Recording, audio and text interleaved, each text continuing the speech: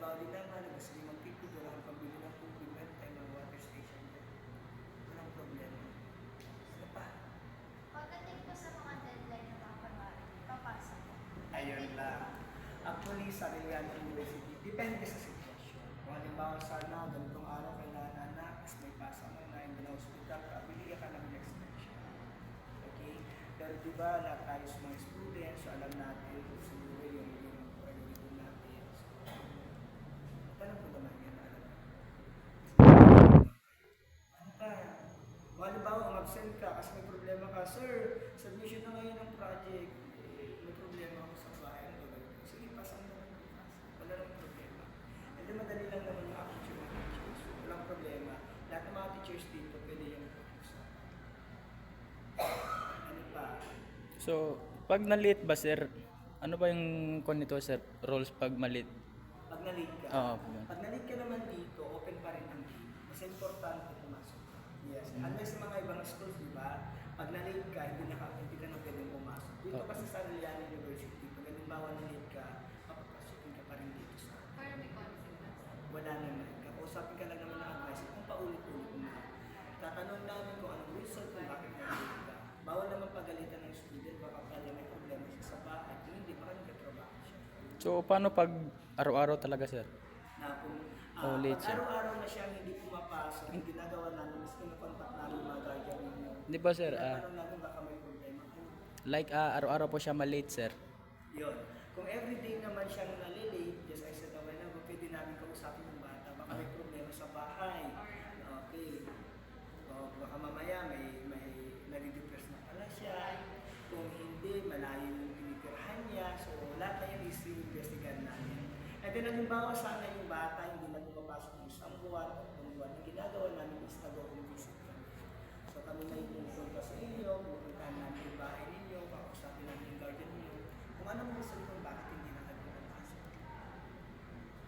Halimbawa sana, wag lang naman sana, nabuntis siya. Okay, level. So, gagawin natin para hindi kayo tumigil is gagawa kami ng paraan para mapagpatuloy yung pag-aaral mo. So, pwede ka siguro tumigil. Pero kahit 3 buwan na siya, sir, dapat pag pumasok siya, sir, dapat i-complete pa rin niya yung lahat na na-discuss, sir, like na Yes, oo. So, ayun. Yung pagdating po sa grading system. Okay. Sa grading system naman natin dito, meron tayong tinatawag na quiz, performance task, and then quarterly exam. Okay, sa written natin, nandun yung quiz, nasasabi ko kanina. Okay, sa performance task naman, nandun naman yung kung may mga activities na pinapagawa sa inyo, mga teachers ninyo, mga defense kayo, pasok yun. So, sa written, sa amin, sa STEM, is ang written namin is sa 25%. Okay, ang quarterly is 25%. Ang performance task naman is nasa 50%, so 100% namin. Okay? So, kailangan dapat alagaan mo din yung step 1 mo, step 2 mo, and then you have your first subject. And then, ang grade 11, ang pagkakaalam ko kasi ang hawak ko kasi is STEM, meron kayong 9 subjects. Sa iyo, ganun na rin. Okay? And then, dito kasi is mas advanced yung subject ninyo. May philosophy na kayo, okay, meron kayong qualities and governance, yun yung mga pinaka-major ninyo. Meron na kayong PR1, mag-defense na kayo, gagawa na kayo ng research ninyo, the format, example sa proposal research, meron kayong title, background study, meron kayong aims, and then objectives, and then we have the methodology. So lahat ng ito is ituturo namin sa inyo. At hindi kami papayag, okay, na aalis kayo sa Arellano University na wala kayong natututunan sa inyo.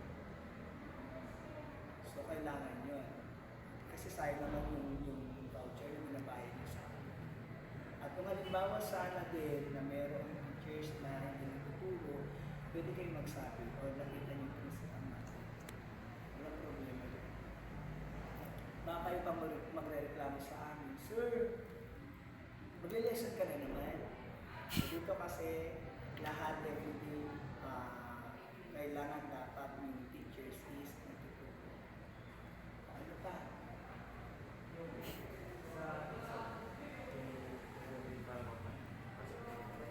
Meron po. Walang entrance exam. First one, natin is, una sa lahat, wala kayong babayaran. Okay? Kahit isang piso, isang kusin, wala kayong babayaran dito. Lahat kayo dito, lahat is libre. Utilities nila kayo maglilinis. Hindi nyo na babayaran yun, even na sa private school na kayo. Yung guidance counselor, halimbawa sana, nag-depress ka, nag-stress ka, wala kang babayaran dito, libre lang. O ano pa? Palagi po may pasok dito or palagi mo? Ito kasing taon na ito, itong year na ito, ang ginawa namin sa mga bata, Monday to Friday is online.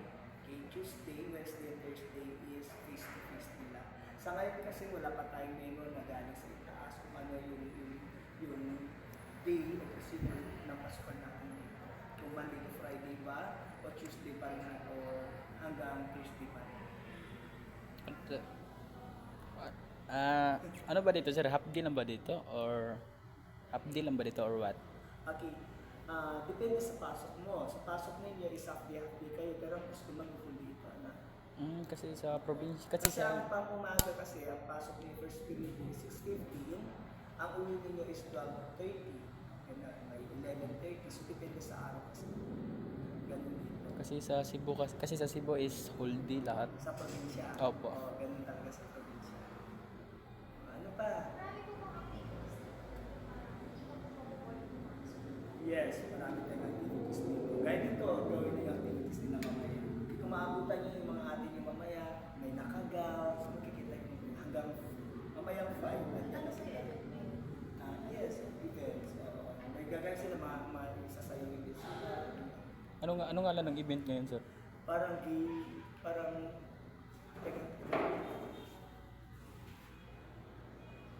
Parang ball ata yan, game ball, parang ganyan. Dito. Kaya na mistake yan. Ano ba? When it comes to this, we provide more on notes. Sa Yums. Actually, lahat naman ng strand, kinasusulat kayo. Di ba sinasabi nila, ang Arellano law is more on concept notes. Ano yung hindi siguro. Sa lahat ng mga yon, okay, so yan naman siguro sa school ninyo nasusulat kayo. Pero sa amin kasi, ang nire-record namin dito mga anak, ang sulat nilang doon is yung mga specific o yung mga importante lang ang susulat natin dito. Hindi magsulat ka mula sa chapter 1 hanggang sa pinakababa susulat mo dito. Okay, yung pinakamahalaga lang ang susulat mo. Ano ba? Oo, sabi ka na niya, ano pa? Now, pupuntahan natin mamaya yung faculty natin. Hindi nakikita sa sermon. Okay?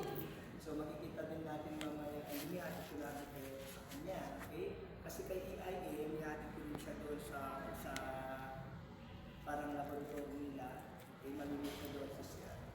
Okay na ba? Wala na kayong mga katanungan. At kung sakali man may mga katanungan kayo, magsabi kayo kay Sir Tony, ha? Hindi natin alam, baka ako din pala magiging teacher ninyo. Okay? Mabait naman kami lahat. Wala namang problema. Tinitig lang kami. Okay? Parang kilala ko talaga yun. Once again sir, ano nga pala pangalan mo sir? Pangalan ko, baka mamaya hindi ko na tayo dyan. Sir Eddie Tadili. Pero ang tawag nila sa akin, Sir Tadili. Sir Tadilla? Tadili. Tadili. Si Sir Tadili. Ano pa? Saan po dito yung una? Sa ngayon, hindi pa rin malalaman. Okay, kasi baka mamaya may changes tayo. Pero ang pagkakaalam ko lang dati, ang Roman Usos na sa building na. Saan yung building di kanina? Nasa? Wala dyan sa gitna. Okay na ba? Sige. Meron ba sir? So totoo ba sir nga na July 2 po yung pasukan? July 2. Opo. Sa ngayon anak, wala pang exact day. Okay? Kung kailan ang pasukan. Okay? So wala pang memo anak. Tingnan natin. Sige.